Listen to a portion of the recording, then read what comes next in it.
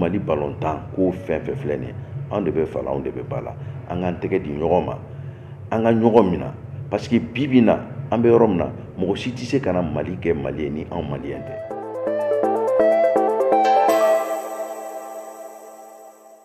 Ne tɔgɔ Maître Famakan Dambélé. Bon, je suis le nouveau président de l'AS Real depuis hier suite à une assemblée générale. Fɛn bɛɛ Ala ko de ye. N bɛ barika da Ala a n'a kira ye. N bɛ barika da n fa ani n ba ye. O n'o olu de chance di ne ma bi Real mɔgɔ ka confiance ta k'a da ne kan k'a kɛ président ye. Nisɔndiyalenba de don parce que n yɛrɛ ye Real den de ye. N bɛ président sortant fo n'o ye Docteur So ye. Vraiment a ye san 20 ani kɔ kɛ a ye ko caman kɛ Real kɔnɔ. A yɛrɛ ye projet sportif dɔ to an bolo. O projet sportif ni Ala sɔnna an b'a hakili to la k'o pérenniser en même temps an b'a améliorer pour que ka dɔ fara a kan parce que ni dɔ faral'o kan an bɛ mun ɲini an b'a sɔrɔ. Ne ka objectif yɛrɛ ye mun ye Real tɔgɔ bɛ cogoya min na k'o tɔgɔ kura o tɔgɔ kɔrɔ k'a di Real ma parce que il faut que ne ka mandat nin kɔnɔna la vraiment an b'a fɔ ka fɛn bɛɛ gagner. An b'a fɔ ka championnat gagner, an b'a fɔ ka coupe du Mali gagner, an b'a fɔ fana vraiment ka taa ligue la. O de y'an ka objectif ye. An ye fɛn fɛn jɛ ni Ala sɔnna an bɛ an fanga fara ɲɔgɔn kan pour que Real tun bɛ cogoya min na a ka kɛ ten ten. Donc o de y'an ka objectif yɛrɛ. Ni jeli tigɛ bɛ tama na a bɛ diya koyi. Parce que moi je suis le président de la commission ad hoc du football féminin. Bon, Real fana ballon tan musow fana ka ballon tan tɔn bɛ yen. N bɛ mun don o la bi kosɛbɛ kosɛbɛ don n bɛna hakili to olu la. Ni Ala sɔnna dans les années à venir mɔgɔ min bɛ se ka Real musow ci a bɛ gɛlɛya de parce que n bɛ n fanga bɛɛ d'u ma n b'u bila dans toutes les conditions n b'a dɔn a ko bɛ kɛ cogoya min na. Kɔnɔ jɛlen de bɛ bi fɔ. Il n'est pas dit k'a fɔ ko président de ye fɛn bɛɛ ye parce que équipe de don.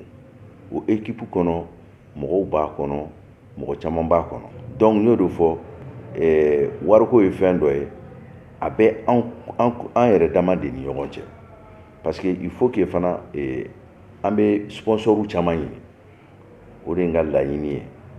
Donc les sociétés caman bɛ partenariat signé caman ni ɲɔgɔn cɛ mɔgɔ bɛ se ka na an sponsoriser vraiment an bɛ convention k'a ni ɲɔgɔn cɛ ni Ala sɔnna.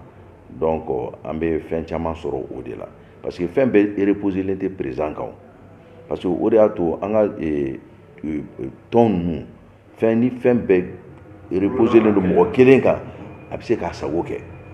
Donc Real ye so de ye il faut que bɛɛ ka na ni a ka biriki ye pour que k'a jɔ. Donc ni Ala sɔnna Ala ye hakili di an ma de an ka an munumunu a kɔnɔna la pour que wari bɛ se ka sɔrɔ cogoya min na ni Ala sɔnna wari bɛ sɔrɔ. Bon diɲɛlatigɛ ye fɛn dɔ ye ni diɲɛ yɛrɛ jate minɛ depuis mɔgɔninfin i bɛna don min na i bɛna mɔgɔ dɔ bolo denyɛrɛnama mɔgɔ dɔ b'i ladon fo k'i kɛ balugu ye fo ka na don min na ni saya ser'i ma i bɛ taga mɔgɔ kelen dɔ bolo olu de bɛ t'i lada.